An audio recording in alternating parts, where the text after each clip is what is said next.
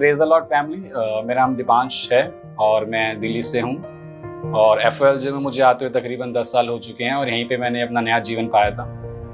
और मैं एक बिजनेसमैन हूँ और जो ये टेस्टिमनी है मेरी वो फेथ सीड के रिगार्डिंग है। जैसे कि आपको पता है पास्टर अंकित ने 2 महीने पहले बताया था कि हम नई जगह पे जा रहे हैं, तो उसी के लिए ये मैं टेस्टिमनी देना चाहता हूँ कि कैसे मुझे अपना फेथ सीड मिला और कैसे मैंने अपने बिजनेस में वो ग्रोथ देखी जो मैंने इतने टाइम से नहीं देखी थी। सो ये बात तकरीबन 2 महीने की पहले की है जब पास्टर अंकित ने अनाउंस किया कि हम नई जगह पे जा रहे हैं, उसके लिए हमें फेथ सीड देना है। और कहीं ना कहीं पास्टर अंकित का रहते हुए 10 साल में मैंने ये देखा कि कैसे विश्वास में आगे बढ़ना है। मैंने उनकी टीचिंग सुनी। सो जब इस बार ही पास्टर अंकित ने जब बताया फेथ सीड के बारे में, तो इस बार मेरे हार्ट में बहुत अच्छा कन्विक्शन था कि यस, जो ये फेथ सीड होगा, ये जैसे पास्टर अंकित ने बताया था कि ये डिकेड का फेथ सीड है। सो उसी के लिए मैं प्रार्थना कर रहा था उस फेथ सीड के लिए कि मैं कैसे दे पाऊंगा। पर उस टाइम जो मेरा बिजनेस था वो बिल्कुल वैसा नहीं था जैसा होना चाहिए था। इसी दौरान मैं पास्टर राम से भी बात कर रहा था, इवन अपनी वाइफ से भी बात कर रहा था कि कैसे फेथ सीड देंगे। बट वही बार बार मेरे मन में आता कि प्रभु ने जो ये फेथ सीड बोला है, इसमें मुझे विश्वास रखना और ये उसी विश्वास से ही आएगा। बट कहीं ना कहीं मैं दिमाग में सोच रहा था कि मुझे इस बार ही करना है, अगर इस बार फेथ सीड नहीं दिया तो क्या कैसे होगा, क्या करना होगा। सो इसी दौरान मैं अपनी वाइफ से भी बात कर रहा था और मैं प्रार्थना भी कर रहा था। इवन मुझे रात को नींद भी नहीं आ रही थी क्योंकि मुझे नहीं पता था कि कहाँ से ये फेथ सीड आएगा। सो मैंने अपने मन में प्लान बना लिया था, बिकॉज ऐसा जैसा कि होता है कि जब हमें कुछ समझ नहीं आता हम अपने मन में अपने थॉट्स में रहते हैं कि हाँ मैं अब गाड़ी। सो मैंने अपनी ज्वेलरी बेचने के लिए मैं बिल्कुल रेडी था, बिकॉज हम वो यूज़ बिल्कुल नहीं करते थे, वो अकाउंट में लॉकर में ऐसी रखी हुई है। और उस दौरान मैंने गाड़ी बेचने के लिए भी सोच लिया था। तो एक संडे जब हम जा रहे थे चर्च, तो मैं तैयार हो रहा था, तो मैंने आनी को बोला आज हम स्कूटी पे चलते हैं, बिकॉज मुझे लगता है गाड़ी बेचनी पड़ेगी। सो जब मैं नेक्स्ट मंडे ऑफिस में गया और मेरी क्लाइंट से बात हो रही थी, वो नया क्लाइंट था मेरे लिए, जब उसको मैंने बताया अपने सर्विसेज के बारे में, तो उसने मुझे कुछ ऐसा ऑर्डर नहीं दिया, उसने छोटा सा ऑर्डर दिया जो बहुत ही कम था। सो मैंने कहा लेट्स डू इट। तो वो ऑर्डर कंप्लीट करने के बाद अचानक उसका एक दिन कॉल आता है मुझे और कहता है कि दीपांश, मैं एक काम करना चाहता हूँ, एक काम करते हैं जो आज तक मेरी लाइफ में ऐसा नहीं हुआ और मैंने कभी सुना भी नहीं किसी के बिजनेस में ऐसा हुआ होगा। कि उसने मुझे कॉल किया कि तू 2-3 क्वेश्चंस और ऐड कर सकता है अपने स्क्रिप्ट में और मैं उसका अमाउंट तुझे एक्स्ट्रा पे करूँगा। मुझे लग रहा था वो मुझे 1% या 2% अमाउंट ज़्यादा देगा, पर जब उसने मुझे अमाउंट बोला कि मैं तुझे इतना पे कर सकता हूँ, वो अमाउंट बिल्कुल मुझे लग रहा था ये झूठ बोल रहा है और ये मुझसे मजाक कर रहा है, बिकॉज ऐसा अमाउंट कोई नहीं पे कर सकता उस टाइम। सो मैंने कहा ठीक है मैं करता हूँ। तो उसने कहा ठीक है मुझे इनवॉइस भेज दे।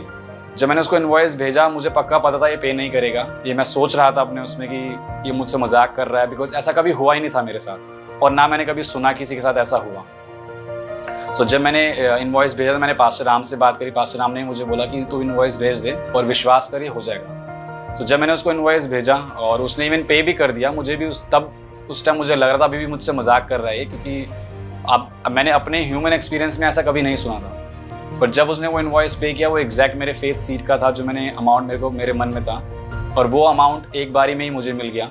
जो फेथ सीड का अमाउंट था वो मेरी हाईएस्ट पेमेंट थी लाइफ की अब तक। वही नहीं, जो मेरा फेथ सीड आया उसके बाद मुझे 4 और बड़ी पेमेंट आई जो मेरी हाईएस्ट पेमेंट्स थी। सो मेरी यही गवाही है, क्योंकि कहीं ना कहीं मुझे पता था ये फेथ सीड मेरे लिए बहुत इंपॉर्टेंट है और मुझे वो करना ही करना है। सो मैंने उसके लिए प्रार्थना करी और होपफुली मैंने अपना फेथ सीड दे दिया है। बट मुझे कहीं ना कहीं अभी भी लगता है कि ये अमाउंट उतना नहीं है जितना प्रभु मुझे चाहते हैं। तो आई एम श्योर आने वाले टाइम में मेरा अमाउंट जो है वो ज़्यादा होगा जो मैंने अभी दिया है। उसके साथ साथ मैंने अभी रिसेंटली घर खरीदा, जो मैं सच बताऊं तो मुझे लॉकडाउन में मैंने वो घर खरीदा और मेरे पास बिल्कुल पैसे नहीं थे उस घर खरीदने के। इवन मुझे आइडिया भी नहीं है कि वो अमाउंट मेरे अकाउंट में कैसे आया और कैसे मैंने वो घर ले लिया। तो मैंने आधा अमाउंट पे कर दिया था और आधा अमाउंट लोन के लिए सोचा था। बट प्रभु की इच्छा कुछ और थी मेरे लिए, क्योंकि जब मैं घर के लिए प्रार्थना कर रहा था तो प्रभु ने मुझे एक बात बोली थी कि मैं तुझे बहुत जल्दी एक गिफ्ट देने वाला हूँ। तो मेरे मन में कहीं ना कहीं वो बात थी, बट मैंने उसको इतना देखने में कहा हाँ लो, मैं अपनी कैलकुलेशंस कर रहा था, मैं इतना लोन ले लूँगा, इतना वो कर लूँगा। जब मैंने अमाउंट पे करा तो उसके बाद इवन सुपर नेचुरली पता नहीं कैसे क्या हुआ, मेरा लोन जो था वो बिल्कुल कैंसिल हो गया और अब मैंने वो अपने जो घर की पूरी पेमेंट है ऑलमोस्ट मैं कैश में ही कर दूंगा। तो मेरी ये गवाही भी थी। पास्टर अंकित हमें हमेशा मेडिटेशन के बारे में बताता है कि वर्ड को मेडिटेट करना, वर्ड को इंपॉर्टेंस देनी है। पास्टर अंकित की टीचिंग्स ने बहुत हेल्प करी फेथ के ऊपर, फेथ सीरीज जो पास्टर अंकित ने बताई और वर्ड को इंपॉर्टेंस दी। वही वर्ड मैंने अपनी लाइफ में एक्सपीरियंस किया फाइनेंशियली।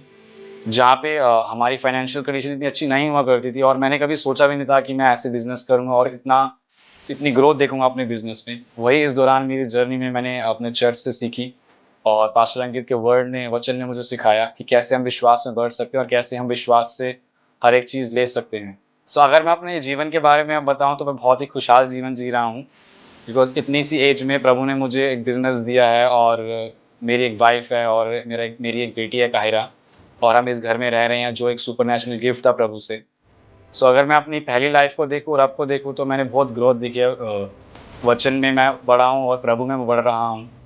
जो पेमेंट मुझे अप्रॉक्स 3 या 4 या 5 महीने लगते थे वो आने में, वो मेरी सिंगल टाइम में आई है और वो भी एक नहीं 4 या 5 बार आ चुकी है। और इस बार ही मेरे जो बिज़नेस का रेवेन्यू है, वो कहीं न कहीं 1 सीआर से क्रॉस कर जाएगा इस बार। सो जो आज तक 7 साल में नहीं हुआ। So I just praise God and I thank you, Pastor Ankit and Pastor Sam and Pastor Ram, who always stood with me and my FLJ family. So yeah, thank you so much.